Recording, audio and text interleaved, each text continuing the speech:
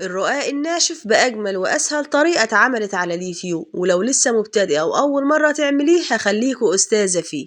وإزاي يبقى هش ودايب من غير ما يكون معضم. وصفة سهلة جدا وغير مكلفة، من شوية دقيق ومية، ويلا بينا نعمل أكبر كمية. ولو دايما بتشتريه جربي المرة دي بقى واعمليه في البيت. رقاق العيد الناشف بأجمل وأسهل طريقة، ولو أول مرة تعمليه هخليكوا أستاذة فيه. بس نسمع الفيديو للآخر وما ننساش اللايك ومشاركة لكل حبايبنا. ولو أول مرة تشرفوني أتمنى الاشتراك في القناة وتفعيل زر الجرس على الكل علشان يوصلكوا كل جديد. أول حاجة زي ما عودنا المشاهدين هنسمي الله ونصلي على الحبيب صلى الله عليه وسلم. مقاديرنا هتكون على قد نص كيلو من الدقيق. معاييره بالكوباية 4 كوبايات من المج العادي بتاع الشاي. نفس الكوباية اللي بعاير بيها الدقيق هي اللي بعاير بيها المية. هضيف لهم نص معلقة صغيرة من الملح، وعلشان اضمن ان الملح بتاعنا يدوب مش هنضيفه على الدقيق. هدوبها في كوباية من المية واتأكد انها دابت تماما، وانزل بكل كمية المية على النص كيلو دقيق. في الاول بننزل بالكوباية كلها، وبنخلي نص الكوباية التاني على جنب، ونعجن بقى ونشوف العجينة هتاخد معانا قد ايه من المية. في الاول كده بقى انا ما ببدأش عجن كده على طول، يا دوبك بتوه المية مع الدقيق واختبرها وانا لسه برضو ما بدأتش عجن، اشوفها كانت ناشفة وهتحتاج معايا مية كمان ولا لا. هضيف كمان حوالي ربع الكوباية. وفي الوقت ده بقى لو متابعين وعارفين طريقتي في العجن ان ما بحبش ابذل مجهود في العجينة وهي لسه بشوفها، يعني وانا لسه بختبرها ان كانت هتحتاج معايا مية كمان ولا لا. وده طبعا بيوفر معايا وقت جدا ومجهود. فانا دلوقتي بقى في الاول بتبقى العجينة تعتبر الجزء اللي فيه مية بتلاقيه اتجمع وبقى كله كده كتلة واحدة. بحاول بقى اركنه على جنب، واجي على كمية الدقيق المتبقية في قاع الطبق واديلها رشة من المية، واقلبها كده مع بعضها في الاول، بعدين ادمج العجينة كلها كده مع بعضها. والكلام ده بقى طبعا لحبايبي المبتدئين. اما بقى امهاتنا ربنا يحفظهم جميعا يا رب عارفين الكلام اللي انا بقوله ده كويس. بعد ما بتأكد بقى ان الدقيق اتشرب المية كلها، بستمر في عجنها كده حوالي 5 دقايق. لو عايزة العجينة بتاعتك بقى تريحك وما تاخدش معاكي مجهود، هتسيبيها كده وتريحها كمان حوالي 10 دقايق، لان كل ما ريحنا العجينة كل ما هتاخد معاكي مجهود اقل. وده قوام العجينة بعد ما سبتها ارتاح، طرية ومع ذلك مش بتلزق في الايد. بعد بقى ما بتسيبيها ترتاح بتلاقي العجينة نعمت ومش بتلزق في الايد، وهتلاقي نفسك حابة العجن فيها. هتبقى مبسوطة جدا بقى وانت بتعجني فيها. يا سلام بقى لو خدتيها كده بطبقها على الارض واديتيلها بقى تدليكة بايديك الاتنين، وتطلعي بقى غلب الولاد وابوهم في طبق العجين. وهعجنها كمان حوالي 5 دقايق. ولو عندك وقت كافي وريحتيها كمان مرة هيكون افضل. ممكن في الوقت ده بقى تسيبيها ترتاح كمان مرة، بس انا بقى هبدأ فيها شغل كده على طول، وهاخدها بقى على سطح العمل وهعجن فيها حوالي 5 دقايق كمان. بستمر في عجنها كده لما بحصل على عجينة قوامها ناعم وبتشد زي اللي بقى. وكل ما عجلنا فيها اكتر كل ما نشطنا مادة الجلوتين اللي في الدقيق، ودي بقى المادة اللي بتخلي العجينة تكون ليها عرق. وقوام العجينة كده اللهم بارك عسل أوي، ناعمة جدا وملمسها زي الحريق. في الأول بفردها على شكل رول بالسكينة وأقطعها لكرات صغيرة، وأحاول على قد ما أقدر أخليها كلها قد بعضها. حجم القطعة بيكون أكبر من الليمونة وأصغر من البيض. وهقولك واحنا شغالين النص كيلو دقيق هيعمل معايا كام واحدة من الرقاق. ولو لسه مبتدئة ياريت نبدأ في كمية قليلة، نص كيلو كويس جدا لو بدأت فيه أول مرة. وتقدري تتحكمي في حجم القطعة حسب الصينية اللي هتستخدميها، وحجم القطعة اللي معاكوا ده بقى ينفع في صينية 30 أو 35، وطبعا برضو على حسب الفرد معاك. ولو حابة بقى الصينية اللي هتستخدميها تكون مقاس 28، حجم القطعة هيكون حوالي 35 جرام. حضرت جنب صينية فيها رشة من الدقيق وهحط فيها الكرات بتاعتي، ونغطي وشها بفوطة أو كيس تلاج علشان وشها ما ينشفش وتعمل قشرة على وشها من فوق، ووقت الفرد يبقى شكلها مش ظريف. فنخلي بالنا من نقطة زي دي. وهسيبها ترتاح من نص ساعة لساعة إلا ربع.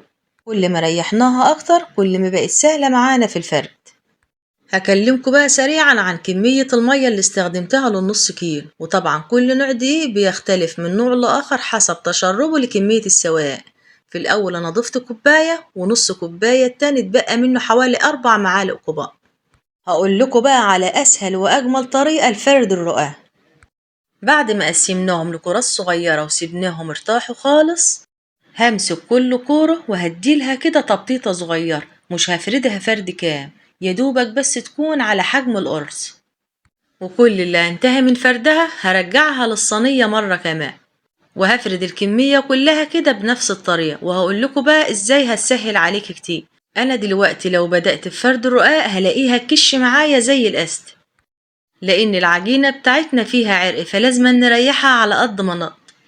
وتعتبر بقى الفردة الصغيرة اللي انا بفردها للعجينة دي، العجينة تبقى اخدت معايا مجهود ومحتاجة ترتاح مرة كمان. ولو قدرت توسعيها اكتر من كده هيكون افضل.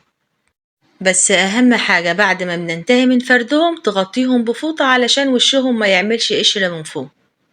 ويا سلام بقى لو سبتيها ارتاحت كمان ربع ساعة، هتلاقيها اتفردت معاكوا بكل سهولة. بس انا بصراحة بعد ما انتهيت من الخطوة دي بدأت بفرد كده على طول، بس هبدأ فرد بأول واحدة حضرتها. يلا بينا بقى نفرد أول واحدة ونشوف الطريقة دي هتريحنا قد ايه في الفرد. أهم حاجة بقى وأنا بفردها إنها بتوسع من غير ما تكش معاي. بالطريقة دي بقى تفرديهم بسرعة وهياخد معاك وقت أقل ومجهود، وده لأن أنا كسرت العرق فيها. في الوقت ده بقى حبيت استخدم المردانة الكبيرة فلقيتني مش محتاجاها. لو عايزة بقى الرقاقة بتاعتك تكون مدورة من وقت للتاني بين في كل فردتين 3 كده ترفعيها لفوق وتنزليها على سطح العمل مرة كمان. وبكده الرقاقة بتاعتنا بقت جاهزة، اللهم بارك، اتفردت في ثانية وبسم الله ما شاء الله عليها. هفرد معاكوا واحدة كمان على سطح العمل بقى، وهندي رشة خفيفة خالص من الدقيق. وفي الأول بديلها تبطيطة خفيفة بإيديا، بعد كده بستخدم المردان. هقولك بقى على كام حاجة مهمة كده تاخدي بالك منهم أثناء فرد الرقاق. رشة الدقيق اللي بنضيفها على سطح العمل، ومش مهم خالص العجينة لو شالت كمية من الدقيق بعد كده بتتنفض بكل سهولة. وأثناء الفرد من وقت للتاني نرفعها لفوق حتى لو ما كانتش لازقة، وننزلها على سطح العمل مرة كمان. ده بيساعد معايا إنها تكون مدورة أكتر. واحنا بنفرد بقى ناخد من نص البر وناخد بالنا من الحروف، نتك على الحروف بزيادة علشان ما تكونش تخين. وتخلي بقى الرقاقة بتاعتك تكون كلها مية واحد، ما فيهاش حتة تخينة وحتة رقيقة. وممكن بقى تخلصيهم فرد كلهم بنفس الطريقة وبعدين تبدأي في التسوية. وممكن كمان تبقى بتبدأي بفرد واحدة وبتسوي في اللي قبلها على عين البتوجاء، يعني تبقي بتفردي وبتساوي في نفس الوقت. والموضوع ده بقى طبعا بيكون فيه مشقة شوية، بس أنا بقى عملت نص الكمية وبدأت تسوية فيها، وبعدين بدأت بفرد نص الكمية التانية. هكلمكم بقى عن التسوية. قلبت الصينية على عين البوتاجاز وسخنتها في الأول على درجة حرارة عالية. أول ما بدأت تسخن هديت النار خليتها وسط، وحطيت عليها أول واحدة فردتها، وكل حوالي 10 ثواني تقلبيها على الناحية التانية، والنار تكون متوسطة علشان ما تاخدش لون بسرعة وهي لسه طرية معاي.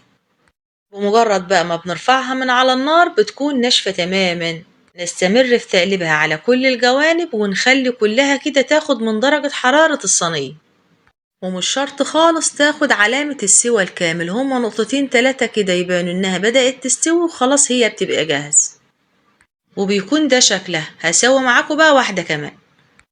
قبل ما احطها بقى وابدأ فيها تسوية اتأكد ان الصينية بتاعتنا ما فيهاش اي ذرات من الدقيق، ونمسحها بمنديل مطبخ او بفوط علشان الرقاقة اللي نحطها ما تكونش فيها اي ذرات من الدقيق محروقة على وشها.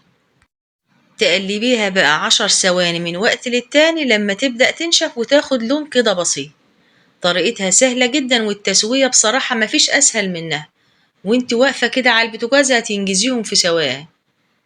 الرقاقة بتاعتنا بقى دلوقتي مخبيش عليكم ناشفة، بس مش ناشفة بالدرجة اللي هي.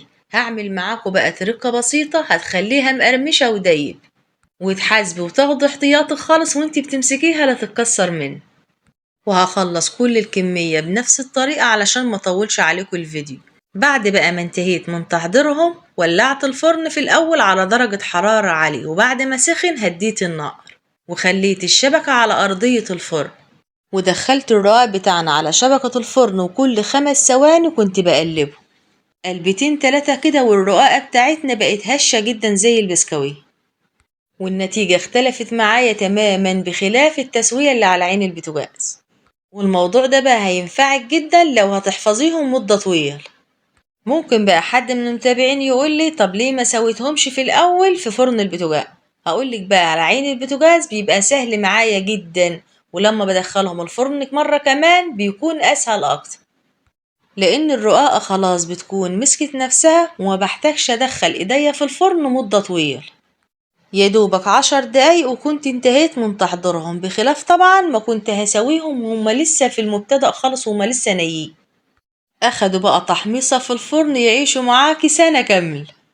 تعالوا بقى نشوف النص كيلو عمل معايا كمية قد ايه، ده غير طبعا طعمه وريحته الحلو، يعني مش بس توفير، ده انتي هتملي البيت خير، أجمل وأنضف وأطعم من اللي هتشتريه جاهز. تعالوا بقى اما اوريكوا قد ايه هش جدا ومش مستحمل ايدي، دايب جدا وبيتكسر معايا بكل سهولة. وبكده نكون انتهينا من تحضير وصفة النهاردة. أتمنى إنها تنال إعجابكم، لو أول مرة تشرفوني أتمنى الاشتراك في القناة وتفعيل زر الجرس على الكل علشان يوصلكوا كل جديد. سلام يا أجمل متابعين.